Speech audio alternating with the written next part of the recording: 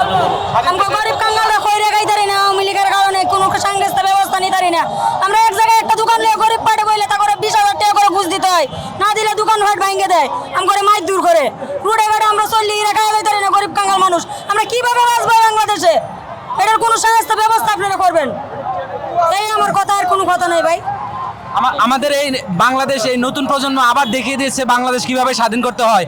আমাদের ইনশাল্লাহ জয় হয়েছে। জয় বাংলাদেশ, স্বাধীন বাংলাদেশ, স্বাধীন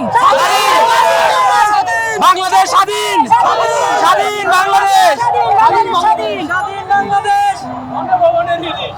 ইন্তেকাল করেছে, সে তার মা বাবার একমাত্র সন্তান। আমরা এই হত্যার বিচার চাই, বিচার করতে হবে। প্রবাসী টিভি সারা বিশ্বে বাংলাদেশ। আমরা এখন আরেকটা শহীদের সন্ধান আমরা দেখালাম আপনাদের মাঝে। এই ভাইয়ের কিছু বক্তব্য আমরা এখন আবার শুনবো। আজকে যে পরিস্থিতি, আপনার অনুভূতিটা জানান এখন। আমার প্রতিক্রিয়া, সকলের পক্ষ থেকে আমরা খুশি যে একটা পট পরিবর্তন হবে এবং একটা সুন্দর সুশাসন দেশে প্রতিষ্ঠিত হবে, যেখানে অন্যায় থাকবে না, দুর্নীতি থাকবে না, ন্যায় প্রতিষ্ঠা হবে, সমতা প্রতিষ্ঠা হবে। এটা আমরা চাই, আমরা সমতা চাই।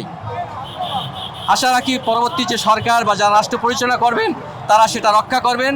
আমরা চাই সকলের জন্য বাংলাদেশ, একটি দলের জন্য বাংলাদেশ নয়, সবার জন্য বাংলাদেশ। বাংলাদেশ গরিবের বাংলাদেশ, সবার বাংলাদেশ। দুর্নীতি মুক্ত, স্বজনপ্রীতি মুক্ত বাংলাদেশ গড়তে হবে। মানুষের অনুভূতি, মানুষের কষ্ট, ক্ষোভ এবং আজকে যে আনন্দটা প্রকাশ করলো।